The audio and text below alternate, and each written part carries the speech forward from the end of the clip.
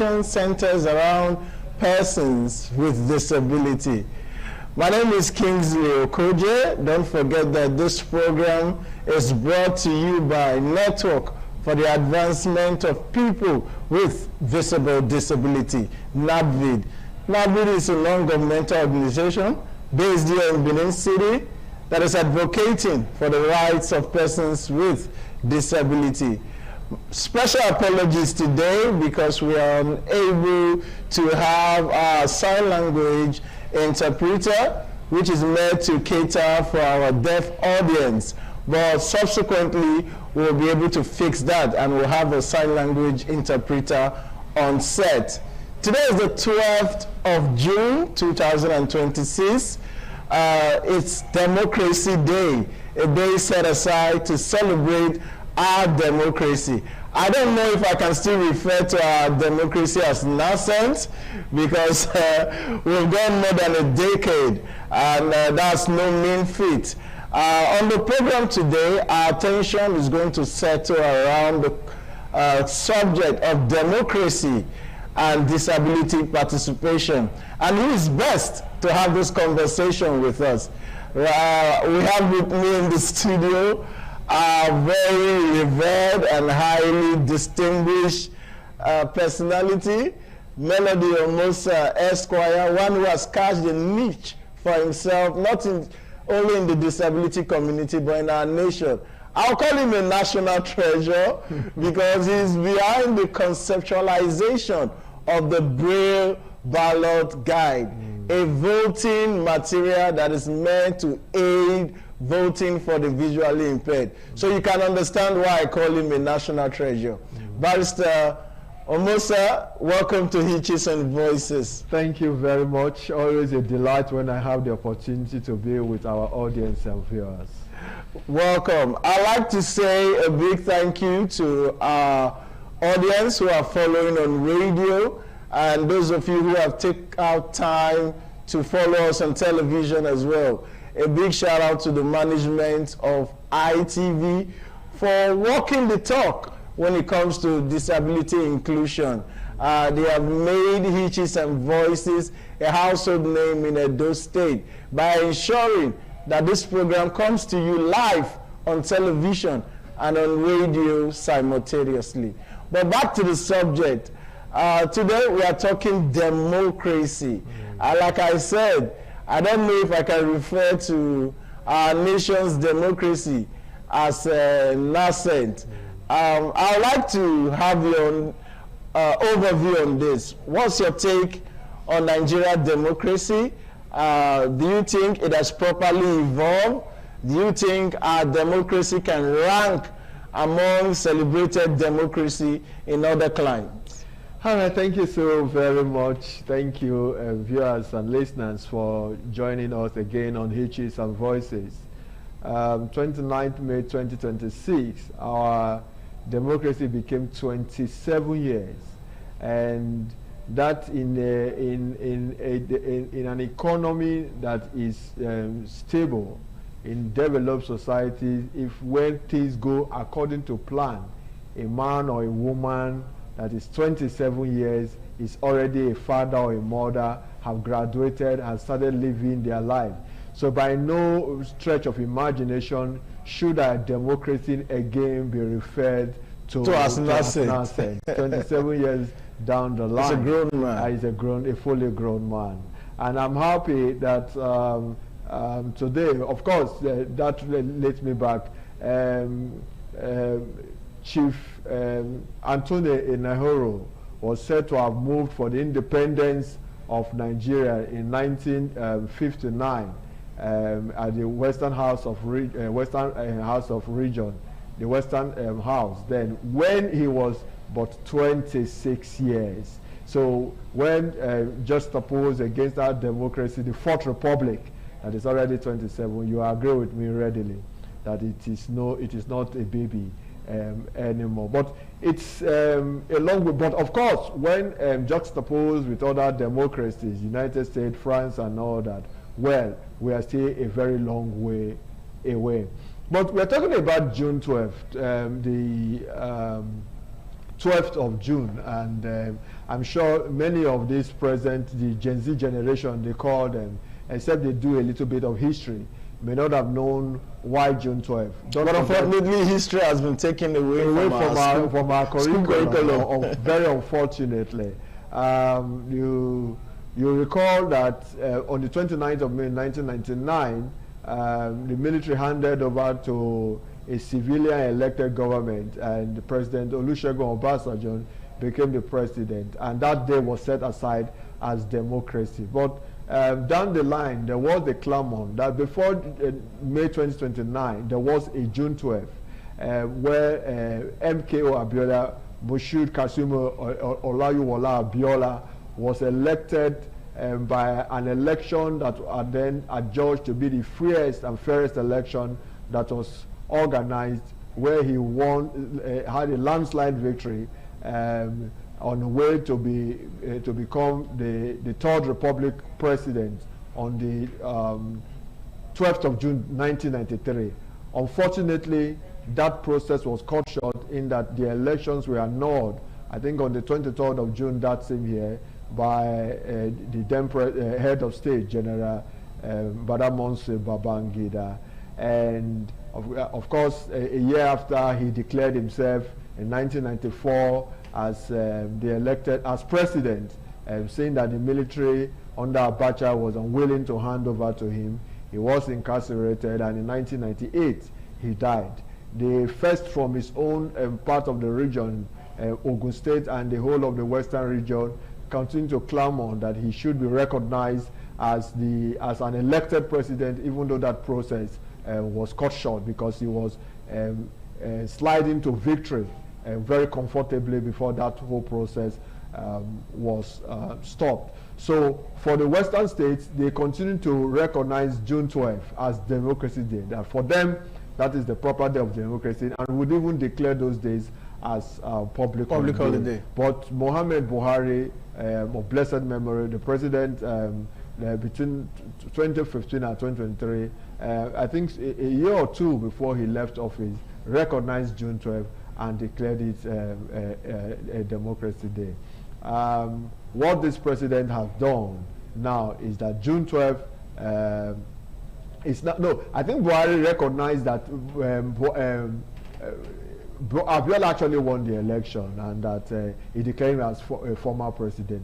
But this administration has properly recognized June 12th as Democracy Day. And instead of having a public holiday on the 29th of June, 29th of May, June 12th has now been declared as Democracy Day. However, the handing over day and change of government from one administration to another remains on the 29th of May because it's a constitutional matter. But my take would be that the National Assembly should allow this to reflect. This is popularly accepted to move our Democracy Day by 13 days from May 29th to June 12th. Not, however, this administration or parent elected president and National Assembly, state governors and state houses of assembly benefiting from it. But this administration can do that so that whosoever is elected next will know that the taking over date and handing over date will not be on June 12th. No need to recognize May 29th and also recognize June 12th simultaneously as Democracy Day. So that's the brief history of what has happened. So Nigeria is no longer, we are a grown adult, and we should be seeing some features of an adult who is actually growing and in charge. All right, you said something very stunning, that a 26 years old Auntie Naro moved for the independence of Nigeria. Yes. And I'm wondering where our current 26 years old, where they are now. I'm sure they are out there hustling for jobs, trying to get themselves one employment or the other. Meanwhile, years ago, a young Anthony Enaro had the opportunity to be in an assembly where he could move that motion. One would have expected that we would have evolved to a point where we have younger people in position of authority to impact governance. But like you said, a 27-year-old child is a grown man, and there are certain things expected of him. Very well. We are hoping that we'll continue to mature. But let's come back to disability participation now. There's the issue of democratic inclusion. Do you think our democracy as it stands today is more inclusive of persons with disability? And what does democratic inclusion looks like? All right, thank you very much. In democracy, we say there's always a social contract between the government and the people. And that is what distinguish or differentiate the system of government to other types of government. Whether the monarchical system of government that is largely by hereditary, or the authoritarian system of government, or the theoretical system of government, where people take either by religious inclination or by other forms assume rulership position, not even leadership. But any form of democracy, being parliamentary, presidential, provided the people have the free choice, can participate and decide who their elected representatives will be. It is said that the people willingly donate their power to their representative, and therefore a social contract exists between the government and the governed. And I think that opportunity to participate in those who lead you should be the starting point. You don't wake up and say government is not responsive and responding to the yearnings of their citizenry, when in the first place you have no say whatsoever in either due to lethargy or you fail to perform your civic responsibility, or the opportunity to so do was not even provided in the first place. The point I'm struggling to make is that democracy starts from when the people are able to participate and decide who leads them. And it is to that extent that inclusion should be the bedrock and the watchword of every system, democratic system, that is aimed at bringing everyone on board. And to how inclusive can we say the democracy is for persons with disability, I would say the conversation is on, but we are yet not there at all.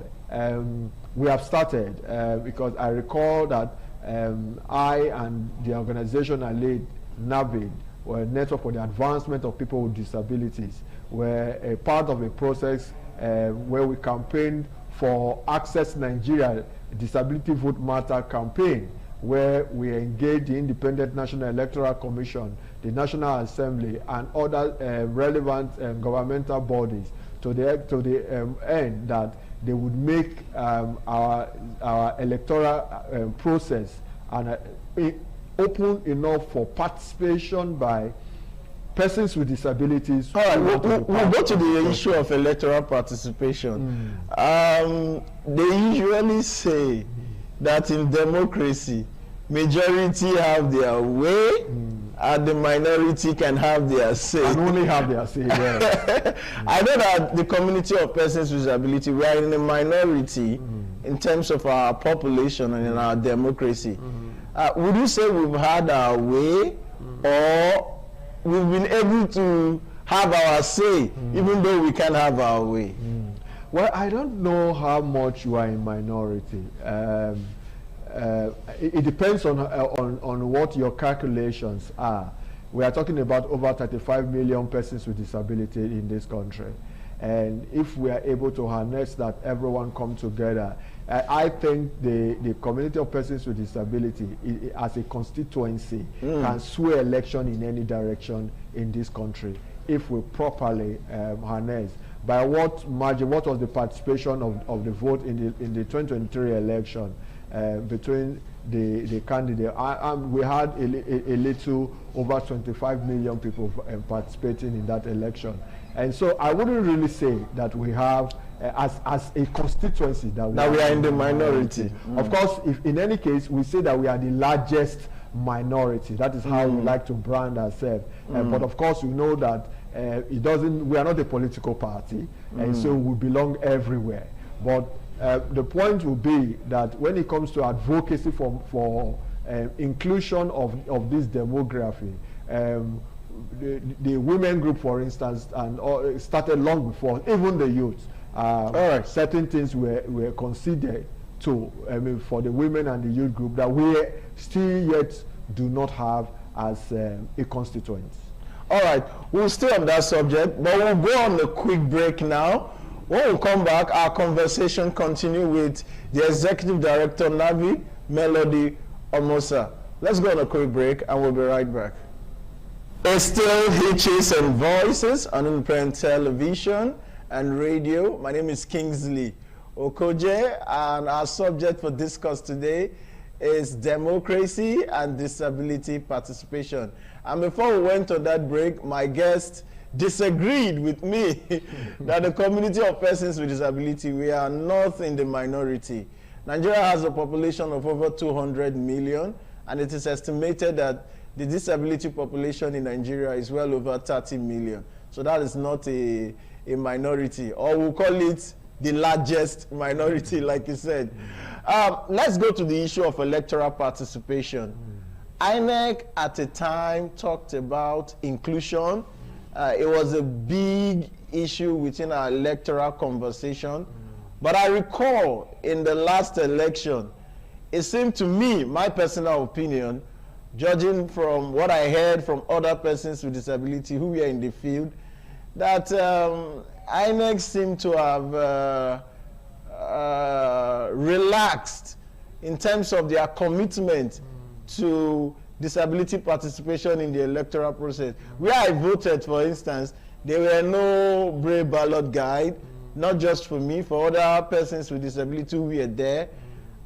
People complained that there were no instructional materials for the deaf. Elections were held in places where wheelchair could not access. So a lot of persons on wheelchair would rather stay at home rather than suffer themselves to go to a polling unit that is not accessible. So when it comes to participating in the electoral process, either as voters, let's even stay with voting. What's your take? Where are we on that? All right, thank you very much. Like I said, there was this campaign where we tried to deepen inclusion in our electoral process with INEC, and we very well believe that engaging was the way to go. So we did not only advocate, but we were actually on ground to prefer a solution. That's where the Braille ballot guide you talked about was designed in the first place. First piloted in Osun State in 2018 gubernatorial election that held on the 18th of September 2018, and thereafter deployed nationally at the 2019 general election. One would have expected that there will be a progressive use and coverage in terms of distribution of the use of the Braille ballot guide. And Braille ballot guide is a system by which visually impaired and blind voters can access the ballot independently and be able to vote for candidates and parties of their choice. Like I mentioned, used nationally in 2019. After then, we continue to engage INEC to find out how we were progressing. Since then, in every election, we have always monitored. I've always been on the field to see the inclusion and the deployment of materials for the blind, the hearing impaired, even those with albinism, the provision of magnifying glasses for them to use. And what I see is that, like you noted, INEC seemed not, the momentum seemed to have dropped. I wouldn't know what happened. I recall that not only did we provide this guide, these materials, assistive materials for INEC, we also embarked on collecting data to know where voters with disabilities, the polling units, they vote, so that with that record, INEC can deploy materials made for the individual voters to use depending on the disability type. And we also ensure that the CVRO, Continuous Voters Registration, that INEC now have, would, in the process of registering, you would have your disabilities type and stated in the form, so that they know firsthand that you are one with a disability, and on election day, seamlessly you'll be able to participate in the process. But that's not what we are saying. INEC has always had this logistic problem. And I think that for a group of persons with disabilities, for that matter, it should not be much a problem. Even though we know nationally they do have their challenge. But I would say that from what I monitored in the last election, I'm not impressed at the pace INEC is going. I think that, yes, it's fine that we had this problem in 2018 when it was piloted, 2019 it was used nationally, and given the obstacles the election, if in the obstacles the election, organizing the election for a state like Edo, Ondo and all that, you cannot successfully deploy these materials for the persons with disabilities to participate in the system, I wonder what happens in general elections. I mean, like you said, this is a 27 years democracy. And we would expect that at this stage, disability participation in elections should be a given. It should not be something we are still urging INEC, trying to encourage INEC to do. It should be a foregone conclusion that persons with disability can indeed participate in the electoral process, because the electoral process is accessible and inclusive. So we can only call on INEC to do the needful. Let's move over to representation. Do you think that persons with disability are adequately represented in leadership and in governance? Well, they are not. The Convention on the Rights of Persons with Disability, UN Convention on the Rights of Persons with Disability 2006, Article 29 has asks that state parties should open their political and public space for the participation of persons with disability. And that was also ratified by the Discrimination Against Persons with Disability Prohibition Act of 2018. But what do we have? I think that as we tinker with our constitution, we have had the Fifth Amendment, and of course, the National Assembly is also making move to further come with amendment. I think we need to have seats reserved for persons with disability. It's not enough to come up and say by political parties, where for some of them will say, but they say power is not served a la carte. Well, we are talking about representation. Of course, and, of course. Government must be seen to be protective of the weakest, of the minority, of the vulnerable. And a minimum standard. Why are women asking for a 35% affirmative reserve for them? Women? For why are they asking that certain seats should be, 1/3 of the seats should be reserved for women participation? That's why I said that the youth, of course we have, power is not served a la carte, but we have the not too young to run be speaking to the participation of youth. But why are we not having something specifically directed at persons with disability, protecting their representative rights in the executive and in the legislative arm of government? Sorry for cutting that of the without mentioning any political party. I heard over the news that a particular political party has mentioned that as part of their policy, women and persons with disability who want to contest under their platform will be given their expression of interest free at a very minimal discount. I say that is tokenism. that is just, that's playing to the gallery. It's like, oh, the Kingsley Okojen has the money to buy the form and I do not have, and we are contesting for the same point. You have paid for the form and I've given the form free. Who do you think the party will hand over the tickets to? The one that did not pay to contest and the one that paid for it. Until they make such persons their candidate to say, okay, we have reserved because this person have indicated interest, this party is presenting this person to run for that seat, then there's no guarantee. And even where parties are willing to do that, what is the assurance that other parties will follow suit? So I think the way to go is to have our constitution amended to have a represent, and it is done in all democracies. There are like in Uganda, for instance. Yes, in Uganda, even in Iran, in Iran and in Iraq, for instance, I know very well, which is an Arab nation. They have certain seats for the reserved for the Christian population, a certain percentage, right? That is an Islamic country, and so we see that everywhere that certain group must have some level of protection. That is not all they should have, but at least we shouldn't have a 360 National Assembly members with no one representing the disability community and issue. Like I said, we are not just only a community, we are a constituent, and our issues should be so seen. So I think that we will do more to amend our constitution to guarantee some level of protection. That way, it will be a far cry for disability representation. You look at the executive, you talk about women, you talk about youth. How many governor or president have in their cabinet a one with a disability holding a substantive position, apart from what they try to do sometimes, having an SSA on disability matters? All right. But very quickly, in 30 seconds, I've known you over the years. I've seen people in politics and in governance. I don't think some of them have some of the qualifications that you have to contest. Looking at the future, are you considering? I hope you know what I'm saying. Are you considering contesting for any elected position? Because I know you are more than qualified, more than qualified than some of the persons I see out there.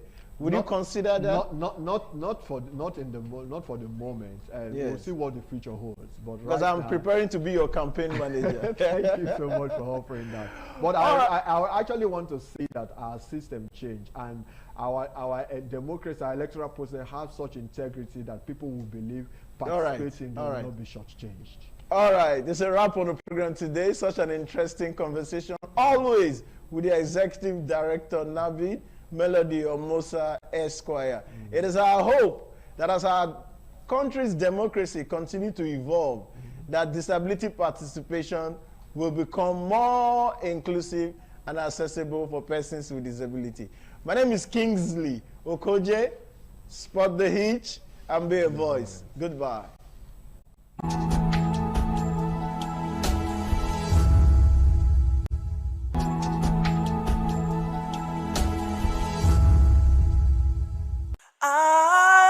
ITV, certainly the best.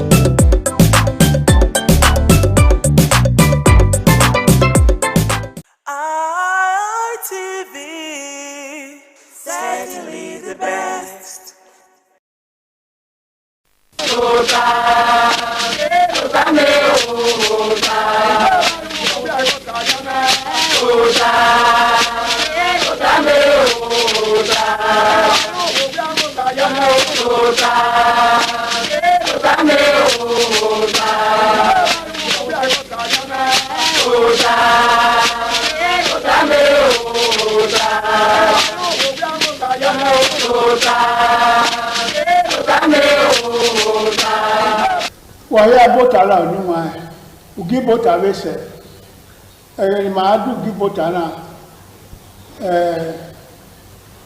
du la no kwa ya de mode ma ya du ge ugi bota de na ni wa okay ka bo aka ma ya fe sisense kate awe okagele iredu no mono ba je na tie ona tie ya fe ya na gba begwa eni ya fe ma gwa kan ni wa no gun e ni ara gun e gwa ye na ore ma wo tan re pastor kabaru na mu ile dono wo me wa be ne ge kai wa be idayo wa bi tota ofo igbo sa agba go yaro oba atokpe ise ore wa le ti ma le Victor Gisugbe Dona uzomo wa wesedu wana gbe hokoto ya dan he ewe matare urana kugbakere osolo gbonu ri honu wa ya hene wa be anwu na lele oba atokpe ise me o sa bo se je no ye no ri do ba yo ka re do ya fe ina be ha ka gbo ni ye worldwide me be jo to wa ya fe o sa ba no je man ma ya fe ise oba atokpe ise anyway re ma gbo ka wọ́n wá wọ́n kà á lè dìde rẹ̀ ẹ̀dọ́ ọ̀pẹ́ ìmàkẹ́yìn ló kàn ẹ̀ ṣùgbọ́n láyé tó ta òkìkí náà mọ̀nàbọ́lá jìnnà tí ẹ̀yà fẹ́ kéná yáyù láwẹ̀ náà kéná má yáyù láwẹ̀ wọn láti àwẹ̀jọ́ wèé ní agbá òde ní agbèrè ní orí ìyé ẹ̀ lámìkì náà dọ̀lẹ́ yẹ̀ sí ẹ̀mẹ́ náà ní wọn ẹ̀ ọ̀kẹ́rẹ́ ìrìnà kẹ́kẹ́ náà kàyùwà ẹ̀ na miewe ezoro ro luwa we dadu wu orewo dadi gwe onu wa kan yi kekere ade tewe oto na we kin inu oto na kin inu ya niyan ma ewo wo inu ya niyan ma jo we ewo jo we ye inu ya niyan ma oka ewo ka oye inu ya niyan ma loge ewo loge ye ena ya fe ni wa e ma ho na gwa kan wọ́pọ̀ ìwà ní ẹ̀rùdáwẹ́ ọba máa ọ̀kàlẹ̀ uwèyè lọ́kàlẹ̀ iná bá máa wọ́n ọjọ́ wẹ́ ọ̀rẹ́wẹ́ làdíán ọ̀rẹ́kùn mẹ́jọwẹ́ làdíán ọmọkẹ́kẹ́rù fi èkè gbọ́jọ́ wẹ́ ọmọkẹ́kẹ́rù fi èkè gbẹ́wò ní wọ́pọ̀ ìwà náà èmi ni ọmọdé yọ ní wọn sẹ́yà òtẹ́dọ̀ máa ẹ̀kẹ́ náà láì ọ̀rẹ́ ìrìnà rẹ̀ èdánwẹ̀rẹ̀ wò láti ẹ̀ máa kẹ̀rọ̀rẹ́ akẹ́sọ́ adé kẹ̀rọ̀rẹ́ wẹ́ká adé kẹ̀rọ̀rẹ́ rọgbà adé máa ń kìlọ̀ tẹ́ máa la ọrọ̀gbà ya kàn sẹ̀ èkó anábùkú anáàrí Ghana ẹ̀wọ̀n àti ẹ̀gá anáàrí Sierra Leone ọrọ̀gbà ọ̀ọ́yẹn ni yàfẹ́ wà ní ẹ̀dẹ̀dọ̀ Dahomey ọ̀nàdé ọ̀nàwẹ̀yẹ ìwọ̀n lè Dahomey ìsí Dahomey òbí sára àánú ìyàwó nọ́wé kan kó ìyókò orí ẹ̀dùn pàrà ẹ̀yìn ààzẹ́ ìrànà àti ìwádìí Dahomey ìsí Dahomey ọ̀nàdó wẹ́ ìrẹ́ ìyẹ̀wà ahóní àti Jìnnì Republic alákòóyọ̀ níwọ̀n wáyà sí ní yàfẹ́ ẹ̀yìn náà wẹ́ òwú akẹ́rì mànú náà ọ̀kẹ́kẹ́ ní wà mànú wà ọ̀kàrí ìrìnà tó wà bá òtò wà rà ní ìgbúwapá ọ̀rẹ́ ìwà kí ẹsẹ̀ inú náà ẹ̀ṣànà ẹgbà ìwà ẹ̀ṣànà ìgbúwà òkú ní máa hàn sábà ní ìgbòkó láàrún náà lẹ́yìn ni máa tó tọ̀ ní ẹgbò wáyé yẹn náà tó tọ̀ ní ẹgbò tààrí ìyẹn arúgbó kó bọ̀ àrídè ní àkùnrin máa yẹ gbélégbélé rẹ̀ ní àkùnrin máa yẹ kẹwọn rẹ̀ ní àkùnrin máa yẹ mádàgbáyò rẹ̀ ní àkùnrin máa yẹ ní yàfẹ́ rẹ̀ ìyẹn àṣẹ ikó alima ilẹ̀ ẹ̀wẹ̀ wò ní máa ń yá ẹ̀ na ya pe na wona gba o dit we o ye na tell pastor Domosa. Ile du no wa be na kai wa dan me meri mar imana be no ya gwan kan me inwina ore okagele. Nda we denize no kagele na re evo na na mie igele veni wa be dion ga itota yo gwe dion a kenana do ikoge no wan igele na agie ni ayawe uwu imwanigaro agie ni abode no yiyoko oge ewuni nu dana miewe de mi na iga sunu emi wa edioma aberima iyeseti yoha iyeseti je kenuguye na ya igo kenana miewe igele lade obona emi wa edioma bi lade obolopa na wa yo bo waruwa oya de tota oro ara miewe igele mi ebu ya felo so pin am oka lotu na ti oka igele so pa oka igele ni ogwe edioma ave ni wa idu iko na ya ni na taba ye ke pa ya gwe igele du iko we eme no la dia be ike ni wa no de na ke o geni so pa aga zema no ga fe o asefeni no ya bode opiano erike na dionia o etochi no no ya ka bode wa bi emi ne so no isu na nia kege meme odomomu ya so le asefeni bun e mo domomu na nia ni bun na yimi ewe ya dun ya mu na te kidnapping e ka gele no ra se be ni wa vigele la wo abe owe aba video abo we aba la wo aite miere eyo do mo mu ni kiase ke wa ya se ke oba agwali amune ye ile se na ni amua iguna ka de le ba se fe ni bun ni edioma woni ojo we woni ozugboge da woni ozugboge ya woni na la wo emeri ma mu no ba na doku apolopolo runda eti wa we na pade ruwe na ra oyoto na ohie abode na ya he ni awe ni magari biye ni muni go ge mu maria emune mu saka re maria na pade na fe ugu na re kebo owe amiewe owo no na amiewe iyota ogale owe osi edwa atokpe eni wa no ta omono ba ti awo ka yele ya fe zero kata si alagun yagun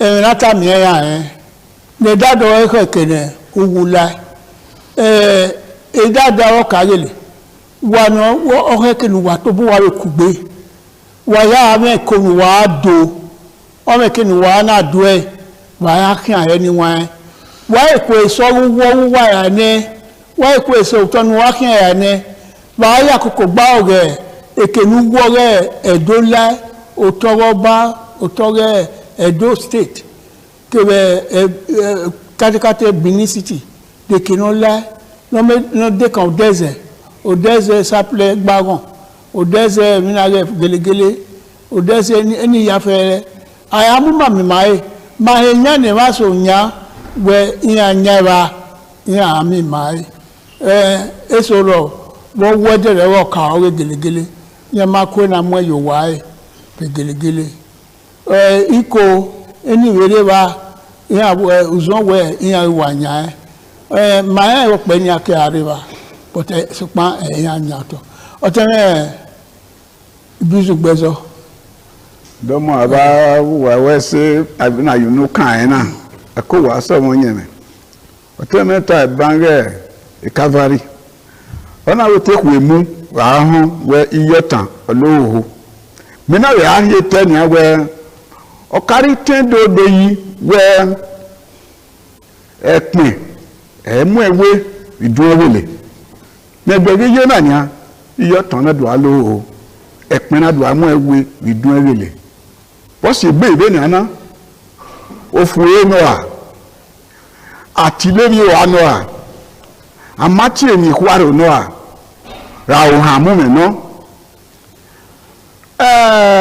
awero ho ga koyi na woba ana mi we eyigele na gele pade owe bẹ́ẹ̀ni màá sí wọn dédégbé wọ pàgbèrò wí wà rẹ́yìn rí ẹ̀ yẹn náà pàgbèrò wí ọ̀rá lọ́wọ́ àtẹ̀mí ẹwẹ́ ọgọ́dọ̀mú òwú náà wà tó gbé náà gbìyìn náà àtẹ̀mí ẹwẹ́ ọdọ vẹ́wà òtẹ́dù nígbà ọ̀wẹ́ do yúmà sọpọ́n ẹ̀wọ̀n pa ẹ̀yìn àta mọ́mí rí ìmọ̀lágẹ̀lẹ̀ kùkù gbé nígbà wẹ́ àkókò gbé ọ̀rá agbó wẹ́ náà máa náà ti bù ẹ́ àkókò gbé ọ̀rá agbízẹ̀ nẹ́gẹ́ náà fún náà àhúkọ́ mọ́mí ọ̀rìn ọ̀pá ọ̀mọ́ máa bòbó òwò ìṣòro tọ̀ àmì owó ní ìsẹ́yìn mọ̀mọ́ òwò náà ayé ọ̀tọ̀ ó máa lè kí wáyé ọ̀rúwẹ́pọ̀ wa fún ìdọ́ ni yóò ní tùtì àwẹ́ ìka ìrẹ̀lẹ̀ náà bá zẹ́ ọba máa ń wà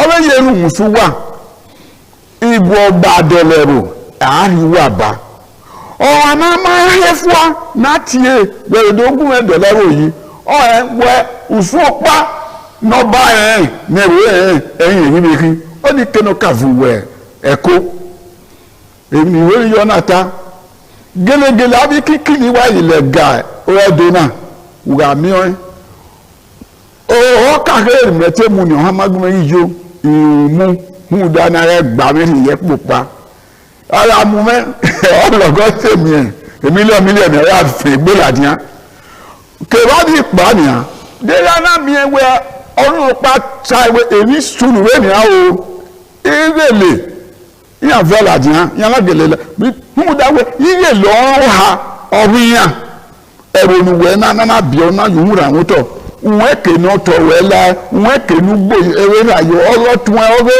ìmọ̀ àwọn ọlẹ́dẹ̀gbẹ́ nìyà òru yẹn sẹ̀ ti ìhùhá ní sọ̀wẹ́ ẹ̀ sẹ̀ ti ìhẹ̀wò ẹsẹ̀ rẹ̀ òru yẹn là ìhẹ̀wò sọ̀ọ́mà na sẹ ọmọtọ wọn wọ mọtọ ọrọ yìí rúdọ mi wàlá họ ẹ̀yin mi náà máa dé yúfìyẹ mi wà kí egbèdégbè wọ náà gbọba dọlẹ́wò yìí ọba àtọpẹ yìí. iṣẹ́ ẹ̀yin wọn ẹ̀yà ìwà ẹ̀yìn màtánà àwọn kàwélè ẹ̀ máa gbọ́ gbogbo ọ̀nà ọ̀sẹ̀ gbìrẹ̀lẹ̀ ewọ́ ọ̀sẹ̀ gbìrẹ̀lẹ̀ ewọ́ ọ̀sẹ̀ gbogbo ọ̀nà ni wọn ẹ̀ màtánà ni wa kugbe e ka wo gyan no idun ewo no kuwe no kaye lo we beye unda wa gbune ba me uwu owe dadore e kinu wu la we nu wo wa fi bo la o kekan we wa gbo e kan e o ko wo wa marie hana o ko wo wa do me we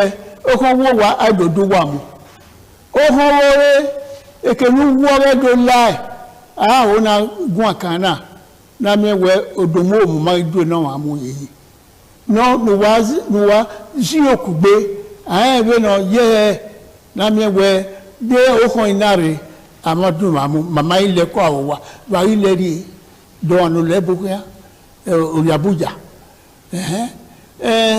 ma do lo wa yi mo lo ba yi ta o wa do ni wa to lowo de mo ya kan ko re ne de yi eya yero ìyẹn rẹ̀ nìbọn wí nẹ̀ sọpọ̀ ara gba lọ ara mìíràn ìbíní lọ́rọ̀ àmìíràn náà yà á mú ìgbé ẹ̀ẹ́nù wẹ́rẹ́ àrọ̀ eré odò yà á gọ́ ẹ̀ oge fàákan wúwà dùn wúwà rẹ̀ wò ọmọ sùn nẹ̀jẹ́ ǹda ọba ọgbà ọ̀rẹ́ ẹ̀ màyàfẹ́ rẹ̀ èyí náà wé náà rò ẹ̀ á rù kátékáté ọ̀rẹ́ náà sì ò sí rẹ̀ ẹ̀wò náà o se gege gbuwa ima wa yin wa dadore yi ku gbagba nu ye ogba na mi we ku gba nu ari gba ni ara ri osisi dawe ba we ara ri ope ya fian umo no we eni yabu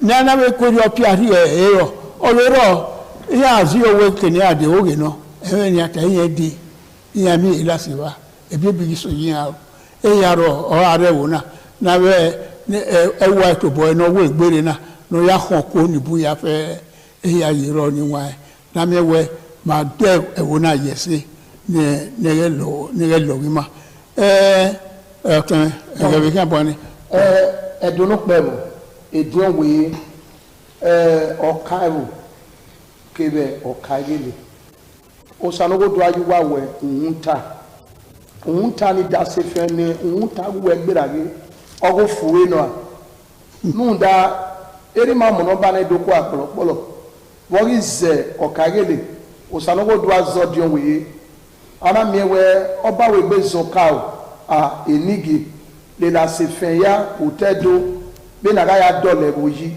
no na aya fuwe o tornado bi we bi mala agege fuwe apiene ya ariwo ye po be na mana be o we oligi wezo ma si o tebu unda ege ede na aya miewe ogagi seve e mono ride wa do awo gbe gui kawe a ba isi ayo to fe ma eke no ma ke ni afi unji ya ga fi uyo ebe soro no kaye leje ebe ya kaye leje ne dio weye anu kada pila la pisen na dolu poji so para fi enu to ebe soro ro owe nu we ka be otene ka e ba we ekwe no be pe adu amu egbe o ka do egele unda na ye igele ka ni ki abode making emenwa emegbeyo alera asi amen bi adu yo babo eni ni wina no ka ge na be ge lekin eni na la wo eni ma ti wa o o ma be bo ti wa o be ke wa eni ze mo salo bana zuwa yira be me na sa wa ka we e ma no ko te are ye gburo la wa ara enye janere yo aladi ababa iwe na rijena ari nie ma no hoge no wa bode ebe ne de da dudun ake ode da de wa hoge so de da de e wa hoge ni meje ugbokun gi e wige ni ugbokun dani one ebe so wa ro ugbokun gbo ya gbogbiyan ojira alara ya dunya ni ifano ibi ara ya bi e imuna ni amuna be de gbe e ma ki aba so ya re ya nya era bi aba la bi ya ka no wa ru gbo no gbo ri wa so gbe ka e ma no ba ho de ogbo so wa ke fu geogie e ya wa ro awa nwa yi abosi mo bo ana do mi ewe e na so ni ide na ga mu mi ya ni mwe so agiga ime so won o sa ba ge na agiga ri na ba mo position na were na ro ana do mi ewe ona do yoto ye so ro be mo na ko de le dugbo dama ko de ade ko ye wi ma de na so ye ipa da kota ya ri oba fi ya ira ko oba fi de e ma to sa ko ni amu ugbo so e do fi ni se obe de arun we ni agbe no sisi ni ayo sisi gbe o e do fi ni so de ayo sisi gbe o arun we motorcycle ama wa na ebe na ide am bi ewe e ma ibo akọ de odugbo ara ga mu ni apopo lare we mu gbe ugbo lare we mu gbinya wọ́n mi yanu fano inya la akíákíá wo dọ́gba lọ sí ti fìyà àwa wa mú ẹmu yẹn amú ẹrú ọjọ́ wèé gbèsè àgbèsò àbúrò gbèsè àgbèsò àdìpọ̀lẹ̀ inú náà ẹgbẹ́ lèmi yìí ẹ̀rọ náà lè má ra ó ló tọ̀ èyí dáṣẹ́ ti sùn wá èyí yàmi àárín yẹn tèmi mú ẹ̀rẹ̀ náà yóò tọ̀ náà láwọ náà sì mú náà tó wa ẹ̀mọ̀ rútu ẹ̀ ewé máa dé náà ẹ̀tọ́ ẹ̀mọ́pàá rútu ẹ̀ máríà dé gbàgbọ́ ayé sí gbèlégbé náà wàbí akúgbe lóòdẹ́wò màmá dánimá ẹ̀rọ bí na mímọ̀ wọn ní ọ̀nàdó apámísìkàwé ẹ̀yà bùrẹ̀dọ́dẹ ara rẹ̀ rà yìí ẹ̀tì wáyà gbèlégbé náà wà mẹ́gẹ̀lẹ́ náà wàdí agbèrè àwọn ọ̀dà yìí hàn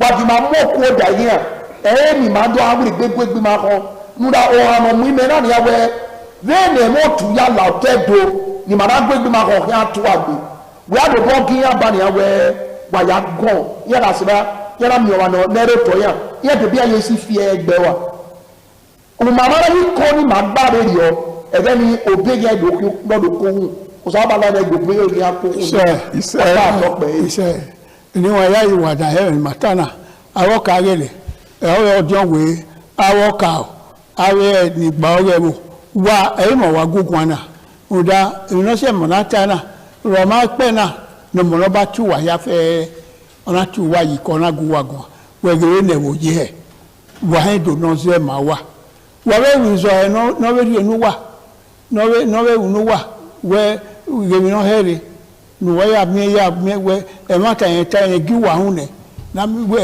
akugbe aro nuwa e mana we gbe we ya wi bota na kugbe gele aro nu nuwa otan e ga ya bone ana abo kaigele kekere igobado level aye gun akana awo kaigele upo no kwa mu wayi na ọ̀wọ̀n náà bá gé òun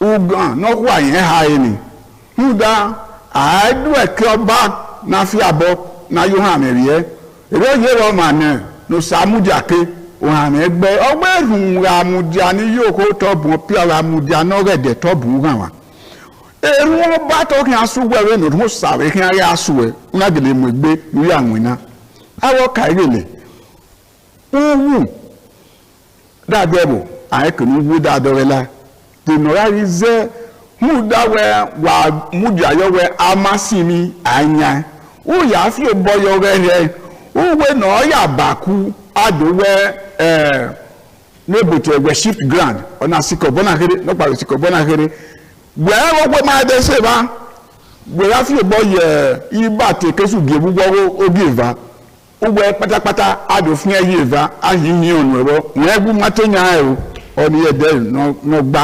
ọ̀mábẹ́bìnrin ààrẹ pa ọ̀rọ̀ ààrẹ nànáfíàwù ọ̀rọ̀ ààrẹ nànátọ́ ọ̀wẹ́ ùtọ́mẹ̀rẹ́ gbówákọ̀ gbóríwé ùtọ́mẹ̀rẹ́ rọ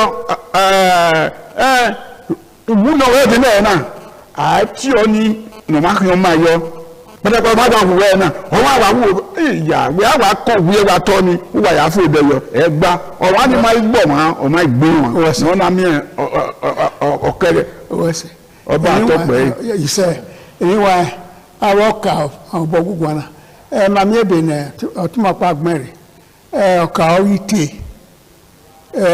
màrọ̀ ọkà orí tè akẹ́zọ̀ yẹ ẹ̀yẹ̀ wa ẹ̀yẹ̀ náà pẹ̀ ẹ̀yẹ̀ ọwọ́ kan ọ̀kẹ́ náà wà nínú kẹ́yàrọ̀ ọ̀kàrẹ́lẹ̀ ẹ̀wẹ́ wàrí àmúbọ̀ lẹ́wẹ̀gbẹ̀ yàsígbẹ́ ọdún wòye ìmàhóní màtàládì hàn wẹ ọmọ kẹ̀kẹ́ ní wà gùn olùyàrúwẹ́ pọ̀ wà wẹ náà kàrẹ́lẹ̀ wẹ̀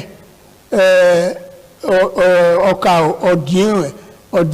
ọdún wòye tó bú wẹ̀ mú wà ní ọpa èyí tọpa ọkà òye ọkà òvé ní bóyá fẹ́ ọdún wòye ọkà ayákòókò rẹ̀ wíkú gbé òtútẹ ọdọwẹ ọkà òye òtútẹ ọkà ọdọwẹ yeye ọdọwẹ ọdún ẹ ní ẹwọ sọ̀rọ̀ ọkà ọra enoge arọ ọkà ọra arọ ọdọwẹ arọ enoge ya ìzẹ ọkà ọra ìzẹ ọdọwẹ kìlọsẹ sọpá ọdọwẹ nàkànà ọrọ gbẹdùn ọlá àwọn èmi yóò tó bọ ọsẹ èmi yẹn àmàwẹ ọbẹ̀wò náà sọ ọ̀bọ ló mú gẹ ọkà ṣùgbọ́n èyí ẹ̀kọ́ èrè náà yé náà níyàn ọwọ́ bá kẹyàfẹ́ ọkà ọdún níwọ̀n ẹ̀ yàfẹ́ nọ̀kà òye wà tó bó wà nọ̀kà nọ̀rí tẹ̀nà wà gbé ọkùtọ̀ àwọn tó wà yàfẹ́ náà wẹ̀ nà gèfà wẹ̀ lẹ̀ wọ̀ ẹ̀yẹ ẹ̀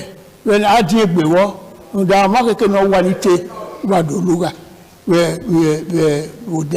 òdẹ̀wẹ̀rẹ̀ gbeni matana na kugbemi kinaro onuwa yakini wa maka bokpon me e ma ya fe ni da hima ugi ibota e ba ta di na e ma mara mu gi ibota di na yoto oba atọpẹ se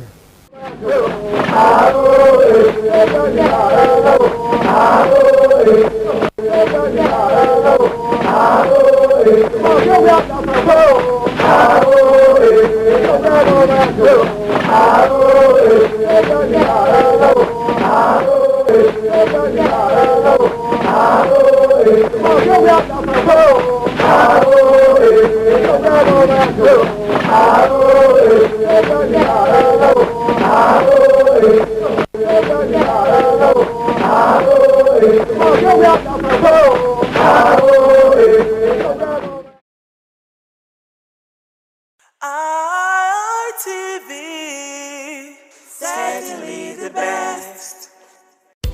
The threat of global warming is real. You have seen the destruction of lives and property as a result of incessant flooding. Make the environment a conducive place for all to live in. Stop polluting the environment. Protect the environment today. This message is brought to you courtesy Independent Television and Radio.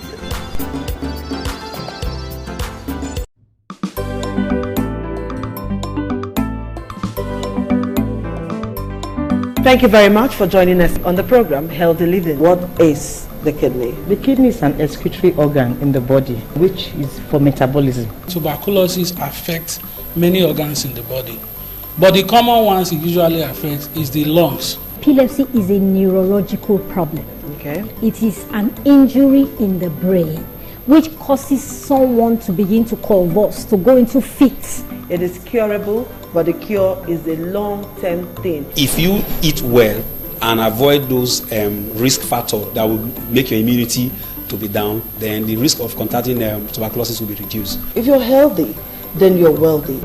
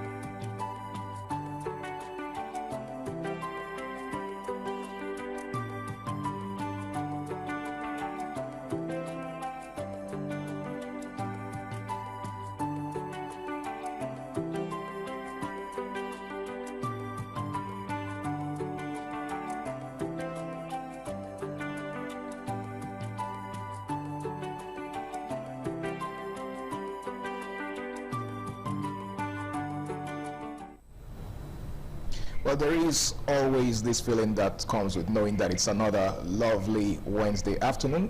And of course, it's time for your ultimate socio-cultural program on television. And I'm talking none other than Flipside on independent television, reaching you live from the city of Benin. Now, for those that are just joining us for the first time, Flipside is a unique program that, tends to pinpoint some pressing issues in the society.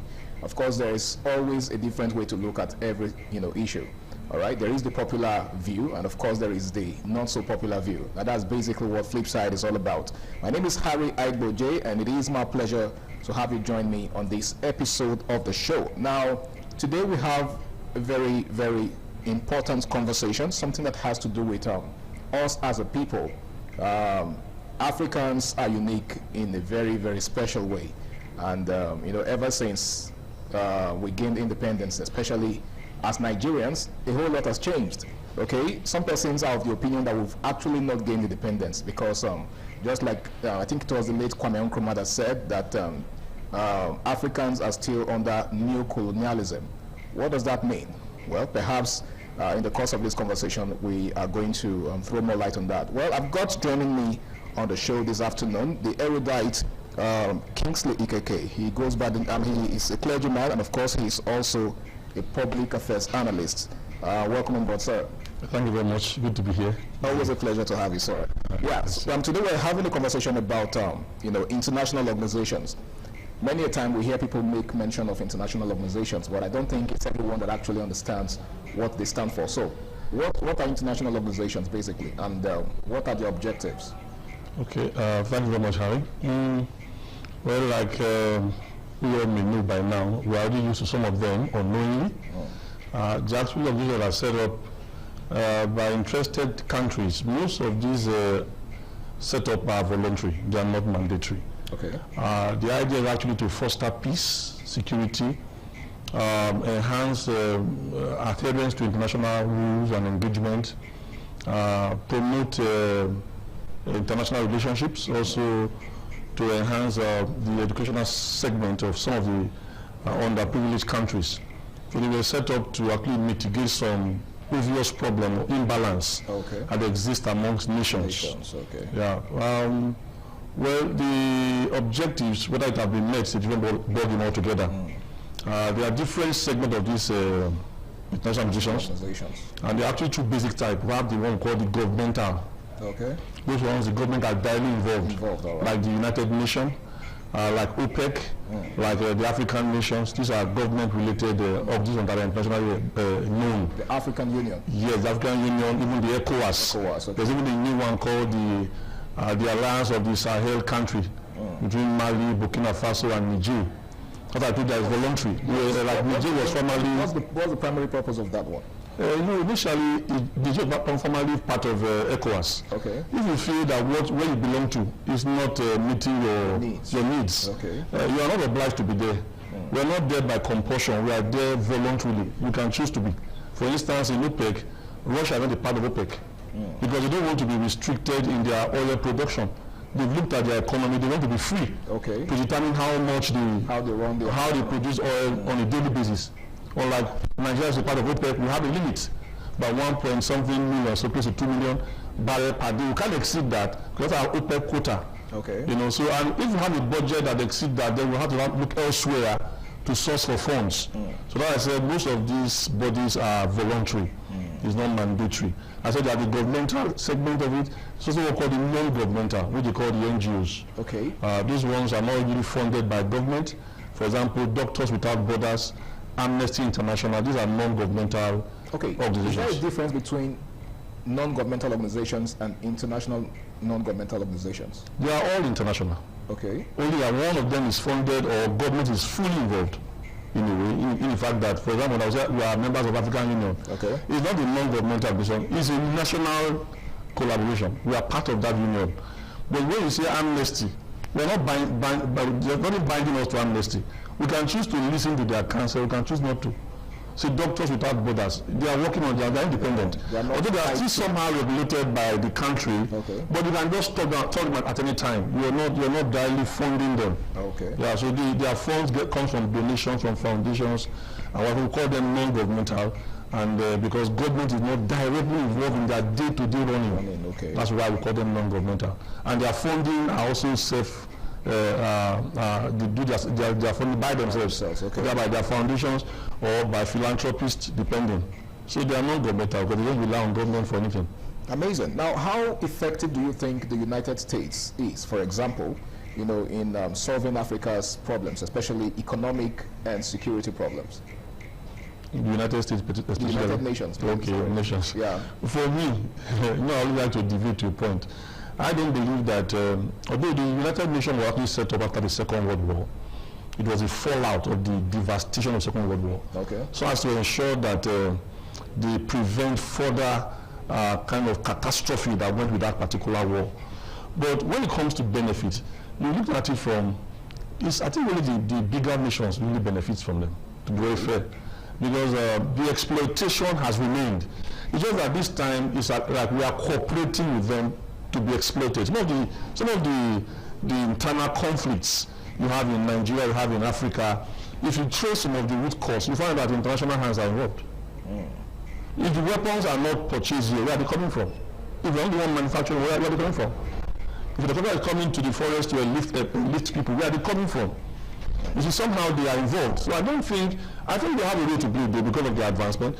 But I think that we should be the first point of call in resolving our own conflict.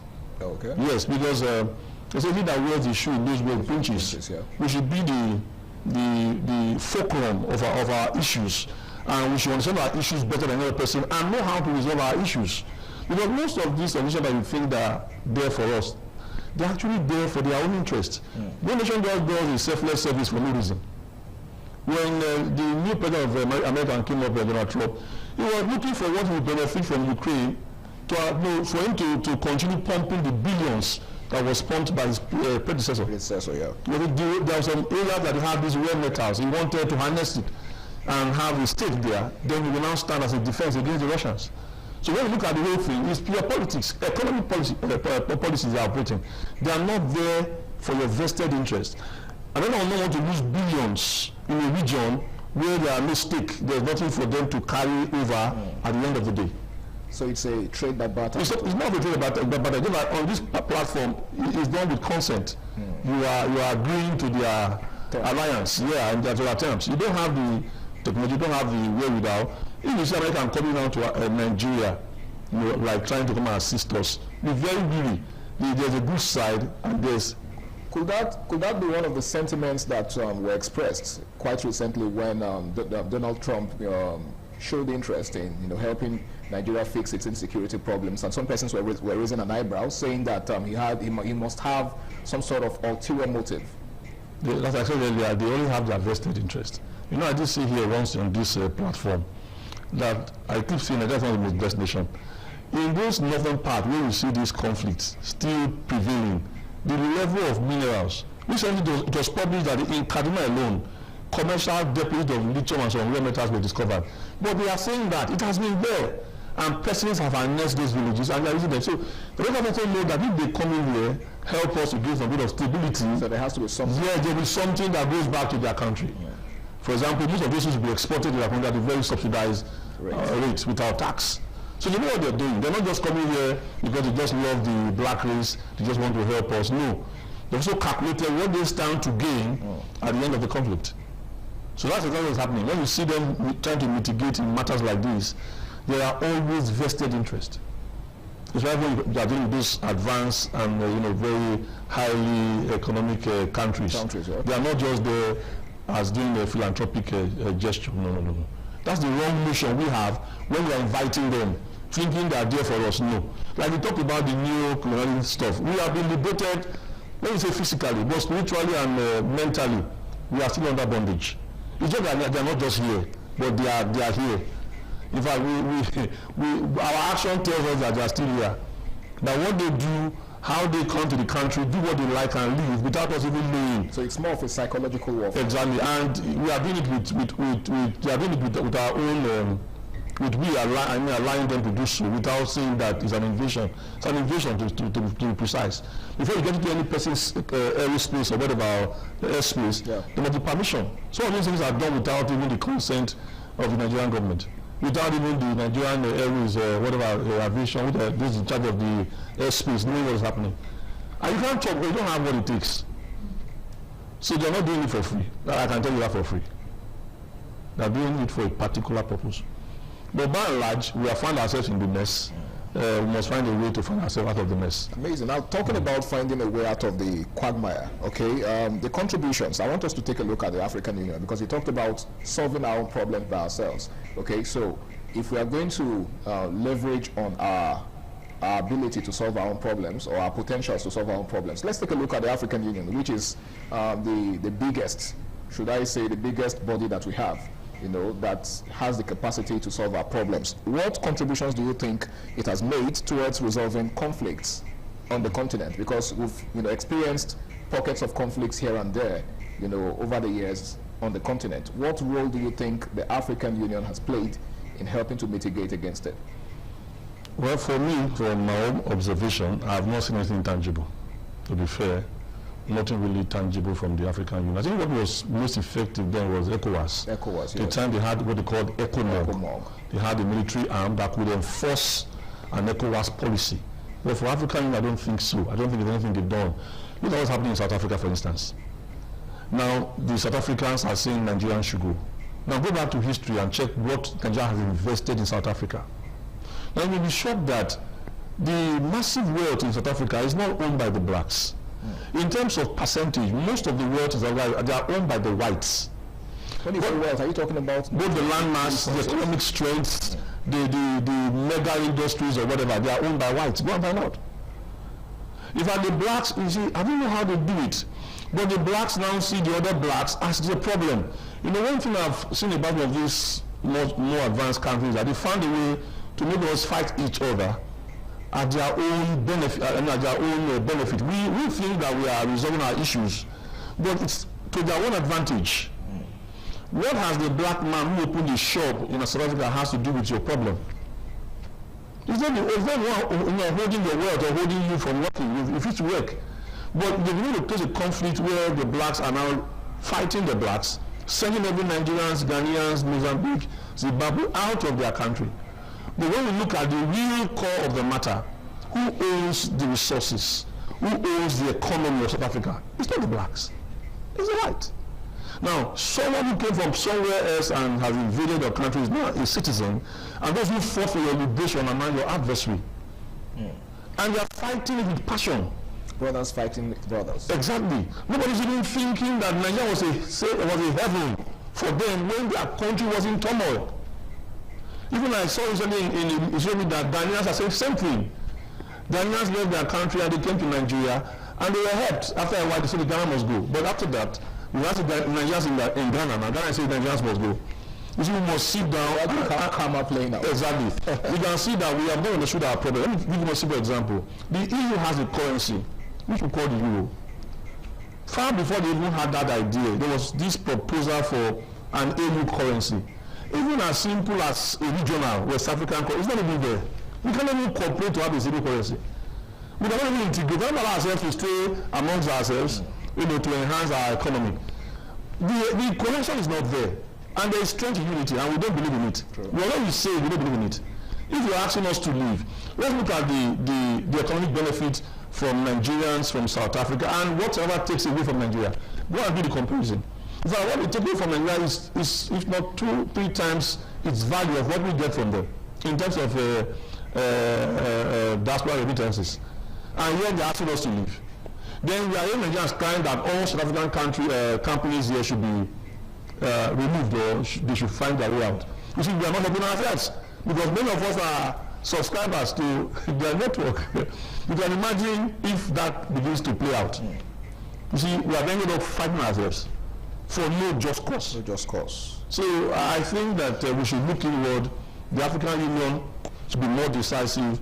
The ECOWAS, just like they did with ECOMOG, when they were trying to enforce democracy in Liberia, they did that. They did that, and it worked. So it's not about joining an organization, and you cannot bring the policies you are preaching to reality or people. I actually do have a question to ask with regards to the ECOMOG thing, but that will be right after this break. In case you just joined us, it is Flipside on Independent Television. Please stay tuned.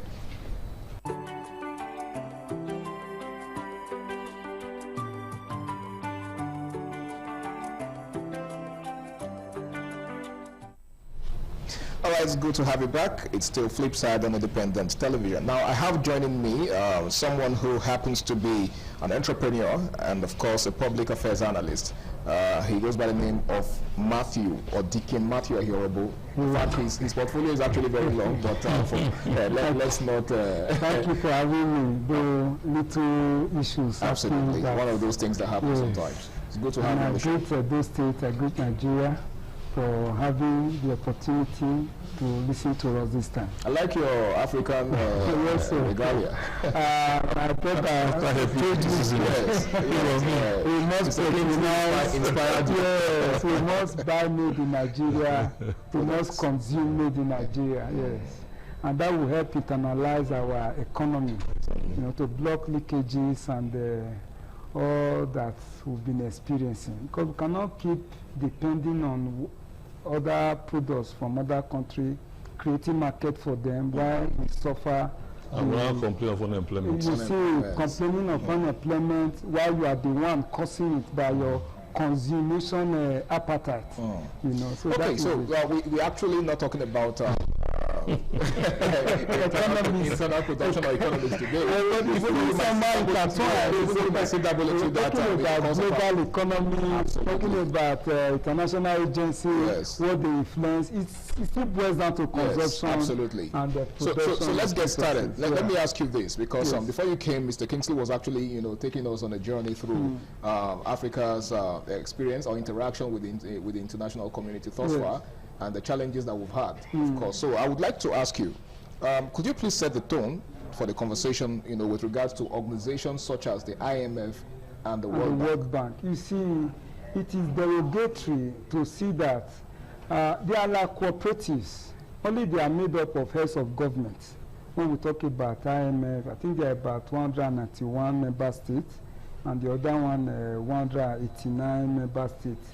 You know, different. I begin to ask the question, what is the significance of African authorities, African heads of state in this global body? But I was told that it's just infinitesimal compared to what the composition is, as it were. And you ask me, talking about demography, talking about population, Africa, you know, put together of the about 50-something states, commands huge population density in the global economy, that his contribution or his impact is small compared to what we are expecting.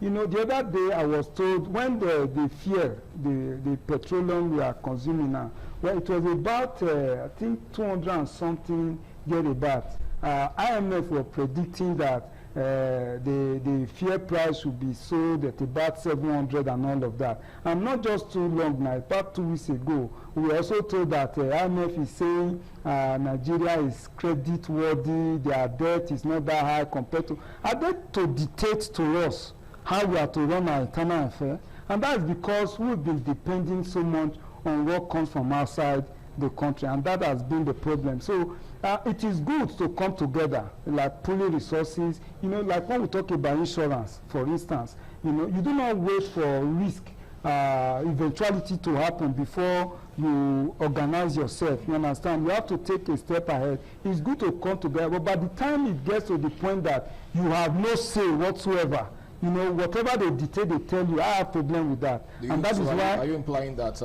Africans are not proactive? They are not just that they are not proactive.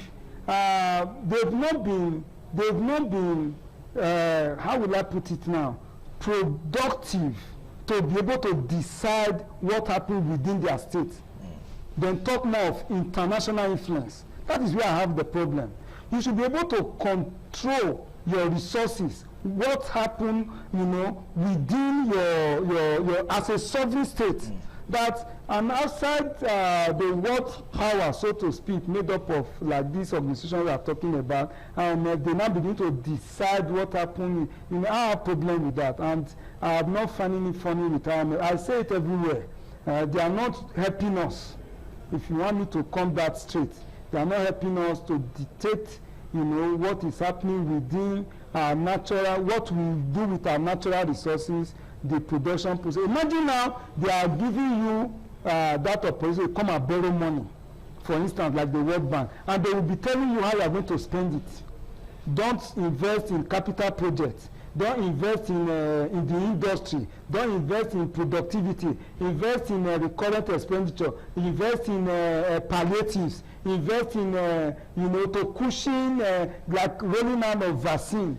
Just imagine. I'm not okay with it, and that is why I thank God and I salute ITV for this opportunity for me to air my grievances. For God's sake, we are a sovereign nation, and our leaders should act thus. They should act, in that direction to be able to dictate what we are doing and how we should go about it. All right, thank you very much. Your grievances are very much acknowledged. And I'm hoping that the powers that be, especially on the international level, are taking notes and planning to do the needful, just so we do not keep moving in circles. Now, let me ask you, Mr. Kingsley, how has the World Bank supported economic development in African countries in the past, say, 10 years? Well, they've been doing their bit, like he said. When you are in an organization where you don't have a say, or even when you have a say, the say is only when the money comes to you. There are two major problems. One, we don't have a voice in the World Bank. Why don't you have a voice? Because we are not. We are more of a third world country, and you cannot sit with millionaires and billionaires and a poor man. You say you have idea.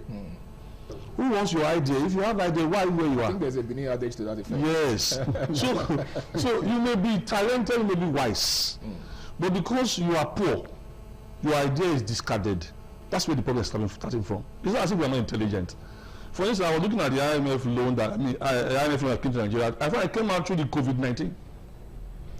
And you know that COVID-19, for crying out loud, I hate to sound always controversial, can be managed by our medical concussions. Yeah. You think so? I'm telling you the truth. Not take it anywhere. I've read the symptoms. You see, when they say they have given you vaccine and they ask you to put a nose mask, if you understand what a vaccination is, what it means to be immunized. Yeah. If you are immunized, sometimes I can say for a decade, if you are predisposed to such infection, it will not affect you because you are already immune against it. How can they give you a vaccine and yet you are still following the preliminary precautions? It means you're not safe or you're not safe. So two things are wrong. One, we don't have a voice. Two, when the money comes, who are the ones the monies are given to? Is it the same corrupt leaders we're talking about? Now we engineer a project. There was a project that happened once. I don't want to mention the state so I can be covered, so I don't put people in trouble. It came in I think about 20-something million. And when we saw what was being executed, we raised an alarm. And they went to meet the governor. The governor said the governor has taken half of the money. Of about 20 million, 11 million has gone. Then you have paid tax. Then the contractor took another half of the money. And now called Mr. Harry, say you can build something. Say, yes, I have 10 million left, but I'm taking 5. Can you execute the project with 5 million? You say, I can try. And you want to also make profits. You now execute the project about 3 million, you now make 2 million. From 23, 24 million, the project executed is barely 3 million. So when the WHO gives us funds, who monitors the implementation of those funds? I think that's a very salient question. Because most times we take loans. If you check, if you do what we call forensic auditing, in fact, most of the loans or facility that comes by donation, if you check the way the money are expended, you eventually find that more than 75% of that money ends up in the pockets of leaders.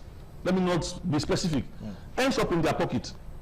So the money is not really sent back to the economy.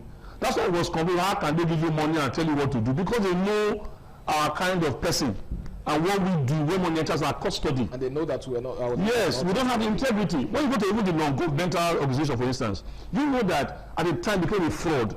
You can run an NGO, having partnered with some persons abroad. They'll be sending you money for a particular reason, maybe for child maternal issues, maybe for women empowerment. They may send you money of, say, let me just make it simple, 10 million. To disburse among women that are disadvantaged at the rural setting. And you look at the 10 million, you give them 100,000. So it just cost some women maybe like 50 or 60, you will give them maybe 20, 30, you write their name, you fill form, you submit the form. Out of the 10 million, you snap there, thank you, you find out of the 10 million that was given to you, only maybe if you have fear of God. Generous. If you have the fear of God, okay, you may give half. But if you are devoid of the fear of God, you may give 10%. Well, what kind of fear of God would that even be in the first place? The fear of God means, to an extent, you have conscience. You have conscience, you are still compassionate. Some people are not even compassionate. Entire money enters back into their pockets. That's why most of these interventions by the government is not effective, because there's corruption on this end, and there's a lack of voice on the other end. So there's no proper synergy, and who monitors what is given and how it is implemented. So the effectiveness becomes almost zero. Because if I get funding because of a particular reason, and the funding will not get to the target audience or the target beneficiaries, then what is the essence? All right. Now, the issue of monitoring is a very salient point that you've raised, and I would like us to revisit it right after this break, because we cannot keep moving in this direction. You know, we get funding from international organizations, but there's no accountability whatsoever. Now, that is the aspect I would like us to, focus on right after this break. Please stay tuned.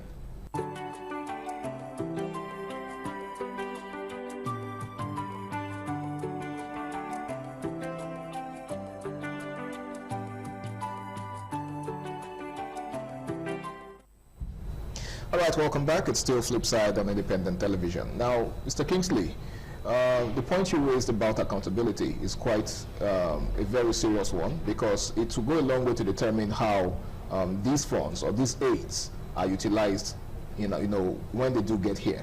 Now, what do you think can be done to create a system of accountability, a mechanism that ensures that the wrong people do not hijack these monies that are actually meant for the well-being of the people? I think the very first thing will come from your end as journalists. When monies like this are being sent, they should be made public. People should be aware that, for instance, UNICEF is donating $5 million to underprivileged Nigerians in some areas. They will give us a demography of the breakdown of who gets what and what they are to get. And it should make a public document so that everybody can have an input. They can see exactly what is on paper. That way, whoever is trying to steal is already on alert that it's not going to be business as usual, because whatever is going to steal is already known to the public. Awareness should be made. Most of these transfers are done in secret. Most of the beneficiaries will get to know. For example, somebody sent a couple of grants to me to disburse to a couple of persons, and there's a grant. I've already told them where the money came. Not because of my kind of person, that's all. Ordinarily, money has even entered my custody. It's a small money though, but then I can just, but for conscience sake, I told them before now, it's small money, small pocket grant, fine. I knew the person is an NGO, send to, I have a few women that needs this help, send to them.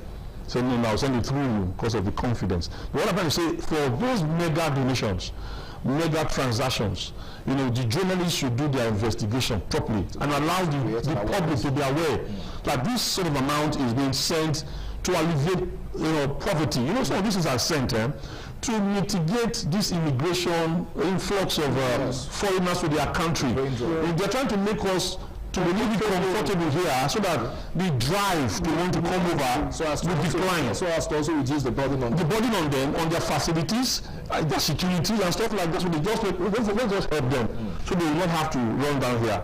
But what they don't understand, when the monies are sent, they don't also give us the feeling of knowing that this amount of money has been disbursed for this and this purpose. So we don't know. That's first problem. Second problem is that they should get religious bodies involved in a way. May not be the major agents of disbursement, but they should be formally aware, and before the money even lands, they will educate their followership that this and this amount is coming for this and these purposes, and it should be part of the board that disburses such money. That way we can, if you don't have, like you say, a monitoring system, it will not work. Like I did tell you once, I said, we do programs with TEDFund. I always say that. There's a way they monitor us. For example, when I did my master's program, it was sponsored by TEDFund. When I was done, they didn't ask me when they gave me the money, but I have to do a retirement. I have to send my thesis, my certificate, everything I got by virtue of that sponsorship, which they can always validate from the school I submitted for, that I was going to attend. They can validate my claim that this young man was given so and so amount of money. He went for the program. He has finished the program. Now, if they find out that the money was released and I didn't go for that program, I'm already in trouble. If I'm going to face either EFCC or ICPC, you get a picture. Yeah. There must be a check and balance routine that already puts fear in your heart that if I steal this money, it may not be easy. Yeah. I may easily be caught. But we don't have those checks and balances. So you think all of this happens because it thrives in secrecy? That's one. Then the composition of what, like we do in regular administration. Now you have the head that signs, you have the treasurer or secretary that signs. You have people that can checkmate the other person. When you have absolute power, you're the one that signs everything. They say absolute power will now corrupt you absolutely. Yeah. Because nobody checks you. Like we were saying earlier at the back door, we have the 3 arms of government. I would say there's no longer 3 arms. We are now having 2 arms. To be fair to the judiciary, let me still call them an arm. If I would say we have 3 arms, I will give it to you, the journalists, as the second arm of government. But when you say assemblies, whether at state or national level, they are an extended office of either the governor or the president. I don't call them rubber stamp. They've gone beyond rubber stamp. Rubber stamp still means you can have some bit of discussion before you stamp. You must stamp because you are an extended part. In fact, I'm your employer. You must stamp. And that's why we are advocating for independence when it comes to their financial dealings. Yeah. As long as the government is the one that funds the assembly, the day you refuse to stamp, that's the day funding will disappear from the assembly. And before you know, your roof is leaking. You go and hold your meeting somewhere else. And nothing will happen. Right, that was a rather hilarious one. Now, I'd like to ask you, Deacon Matthew, what challenges, because he has actually pointed out some, okay, but let's take a look at it on the spectrum. Yes. What challenges do you think limit the effectiveness of international organizations in Africa?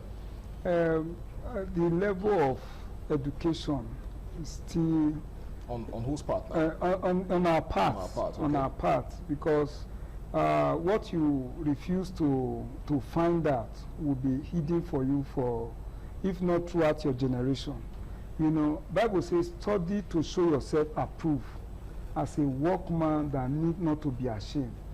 It takes through, the other day we talked about research and development. There's huge finance, capital allotted to that. Don't look at it that in everything I must get quick win, quick gain. Do your time, you understand?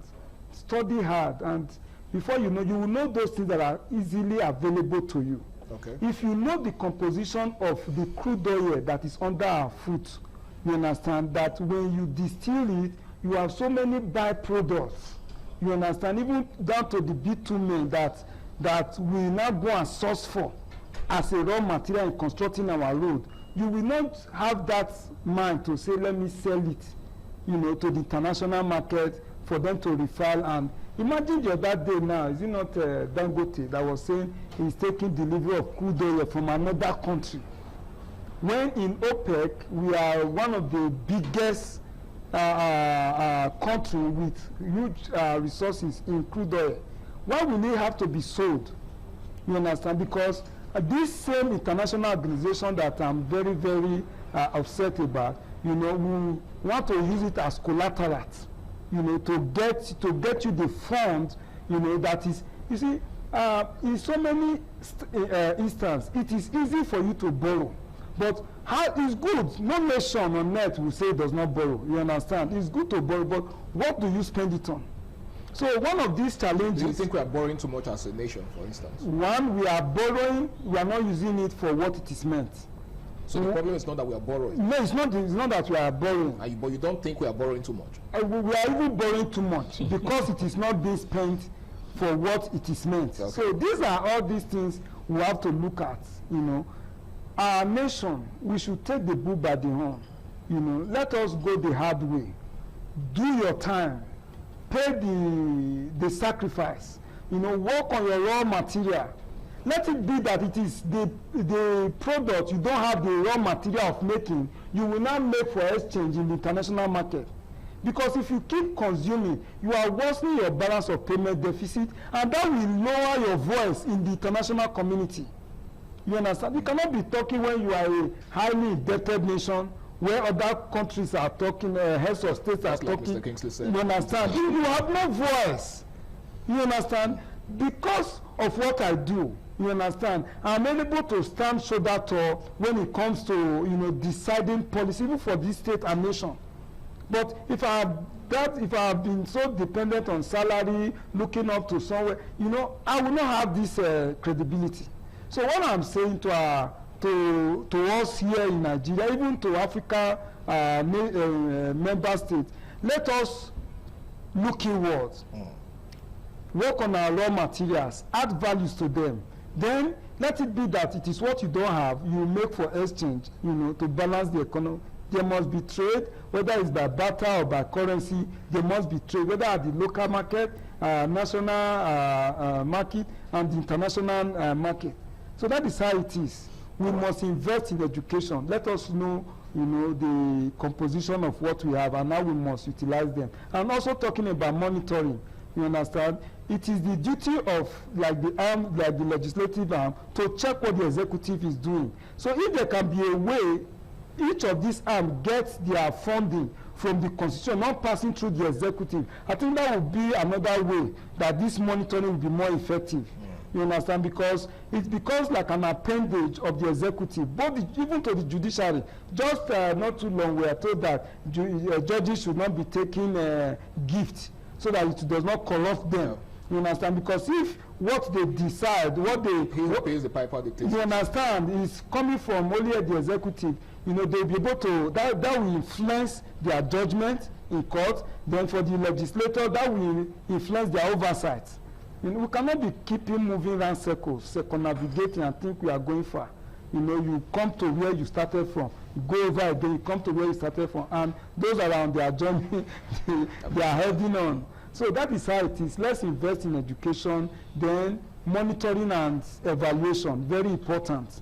Because if you do not know where you are coming from and know where you are now, it's difficult for you to dictate where you are going. So when you say monitoring, you're saying that it's the role of the international organizations to actually monitor? Even if they have business, because no nation is an island of its own. Okay. You understand? Whether they are doing well to my own perception before now or not, let them involve, like my brother said, let's involve religious leaders. Those some can also be corrupted. Of course, but I was going to say, yes, religious leaders are even. We understand that. So by the time media takes it up, we'll be able to know what is happening. But the whole according to him is transparency. Transparency. Mm-hmm. Let the journalists put it up. Let us know what is coming in. Then who is it on his table now? Let us know. Then where is it going from there? Because look, ITV, thank God for what ITV is doing, even with all your sisters program and all that. How we are able to even call,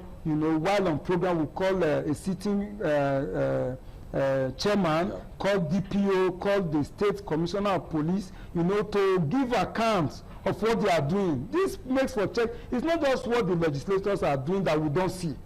Let us hear from them live. Could that be the reason Mr. Kingsley called us the third? Yeah, even not doing more, They say we are the fourth. No, they call them the fourth. But in my own explanation, I will rewrite the economic history and call them the third arm of government. Because one arm is already missing. It's not an arm anyway, it's an extension of one of the arms. So they are the third arm. On my own, you think we'll fill the vacuum? To a large extent. You are acting because we are actually flattered, and you don't have a flatter. It's obvious. You are able to make people know what is happening. Give people space to air their opinion, to voice their grievances.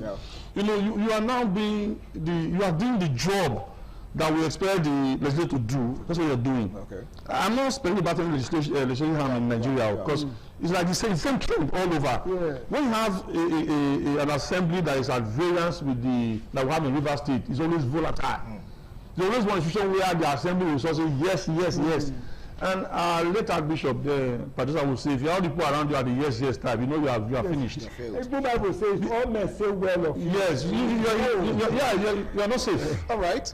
Thank you very much, Mr. Kingsley. Well, it's still Flipside on Independent Television. Now, this is our final break on the show. When we return, we are going to be, piecing things up and just, find a way to make sense of all of this conversation, especially focusing on the solution part of the conversation. Please stay tuned.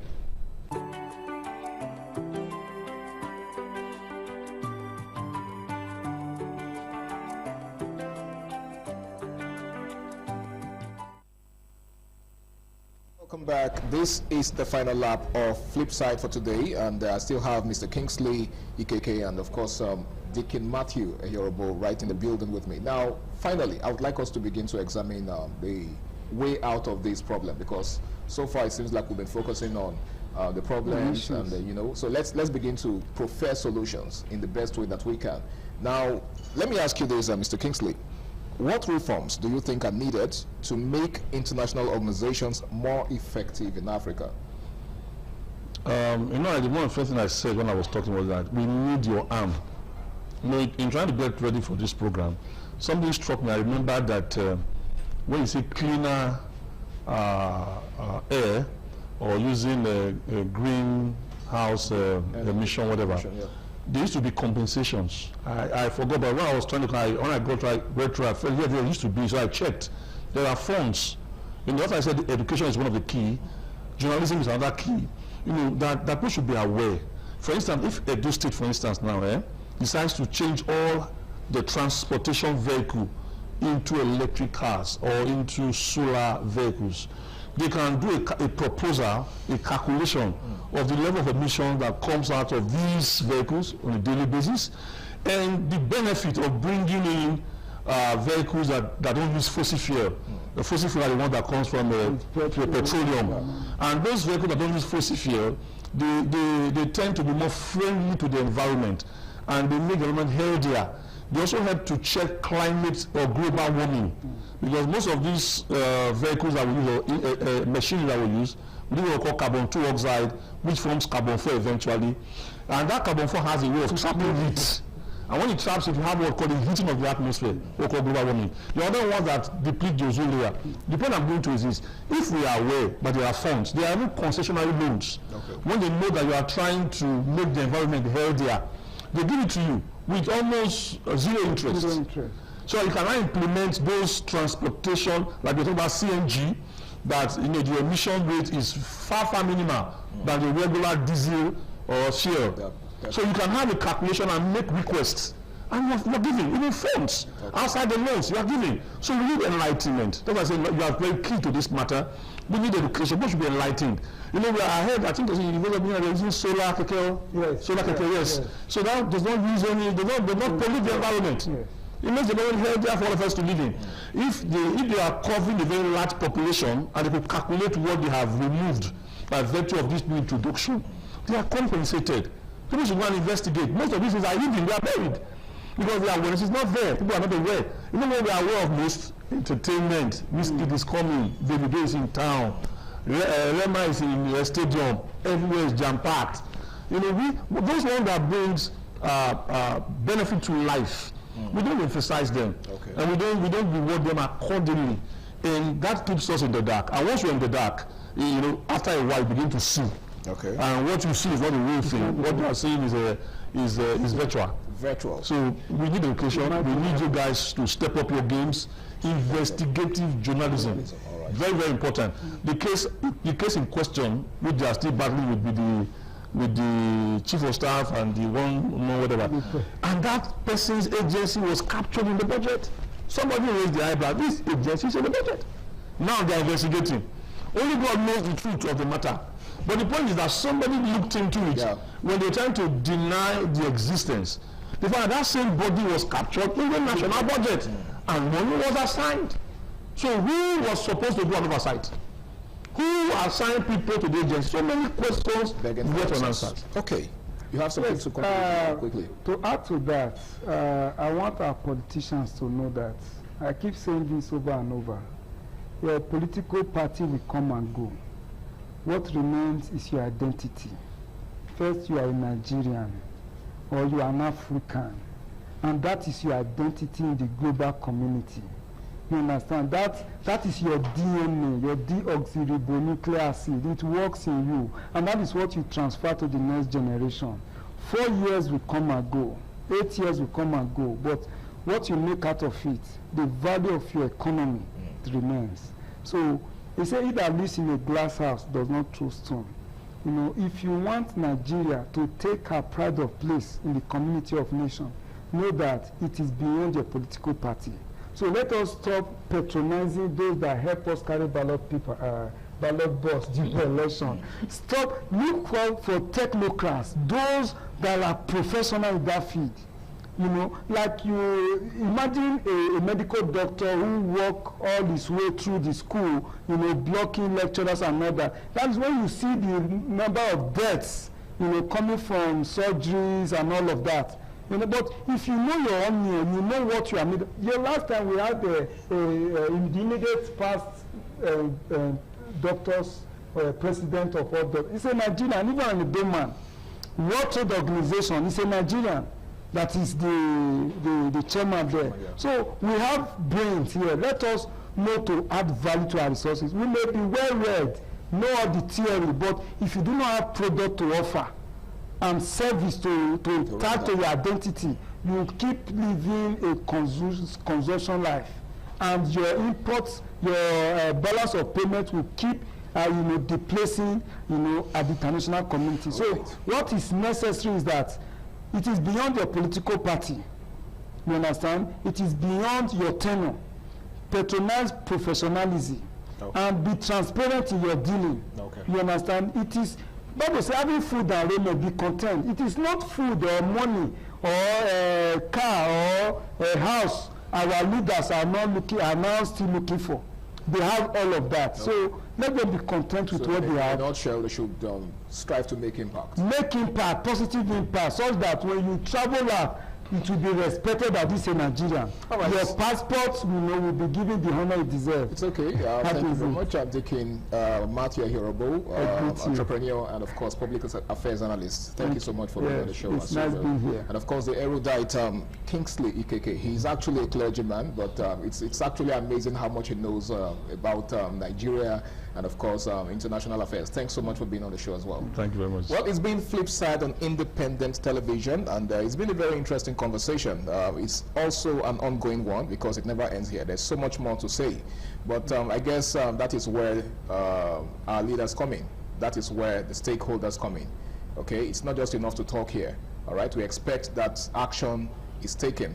And of course, the needful is done. It's been an amazing conversation indeed. My name is Harry Aigboje, and until I come your way again, same time, same station next week, do the right thing, stay out of trouble, and have yourself a beautiful day ahead. Bye for now.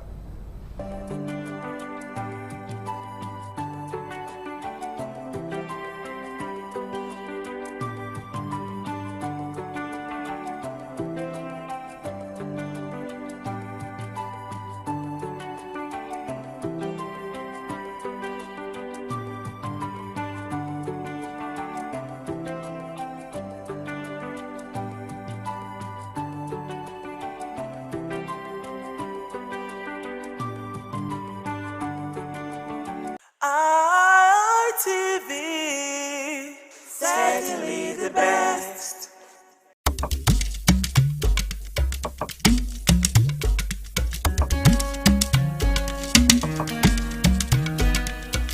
What does one do with a bunch of memories?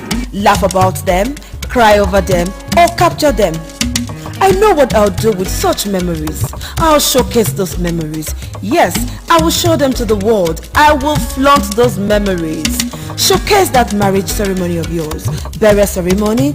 Yes, let the people know that you buried your person in a grand style. Thanksgiving, ordination, baby dedication, housewarming party, and lots more on your entertainment program. Memories on independent television every Sunday. Remember, for your events to be considered thick and classic, then it has to be on Memories. Memories.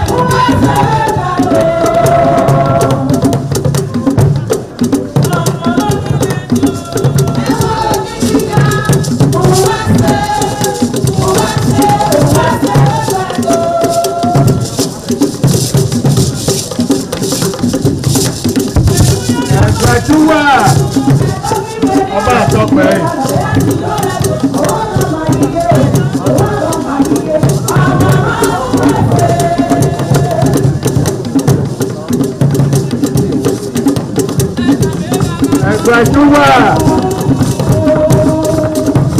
ọba àtọ́pẹ́.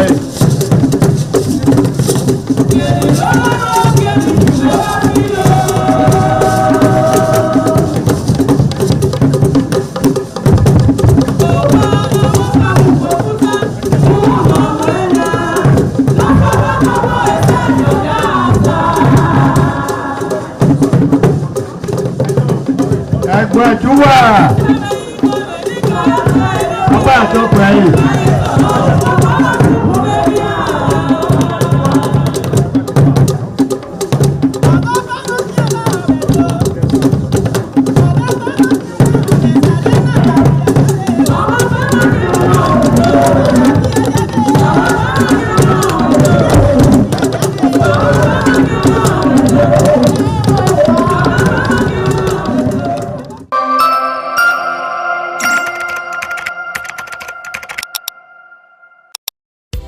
The threat of global warming is real.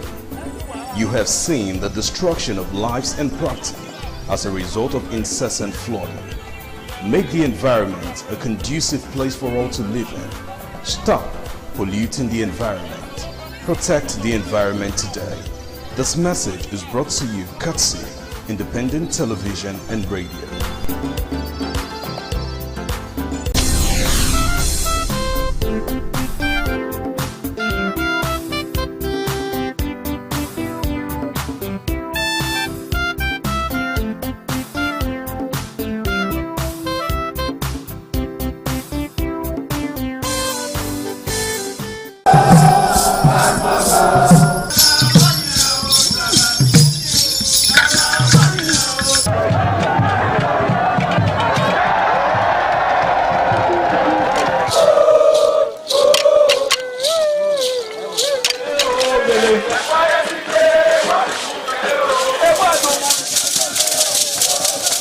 This is Aqua Game, a popular game in Africa played by our ancestors to entertain themselves after each day of farming.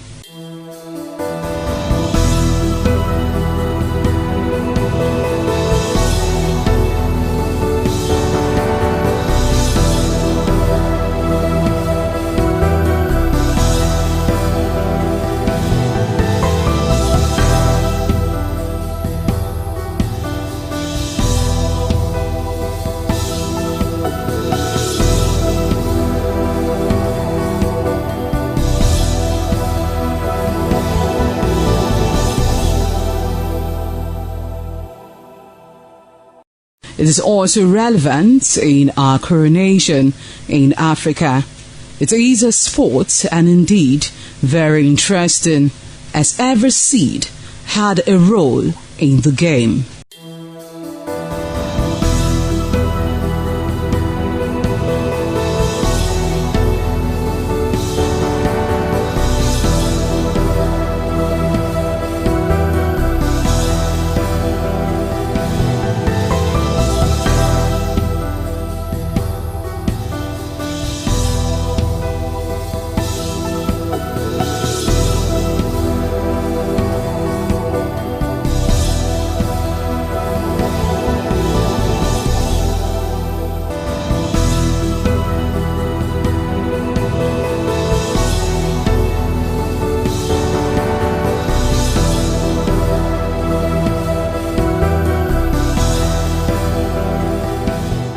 Playtime is 45 minutes per set. There is no age limit as long as you can spin Aqua Seed. Ayo or Aqua Game, known as the game of intellectual. This game requires a lot of mathematical skills. Aqua Game is played with carved wooden box containing 12 holes.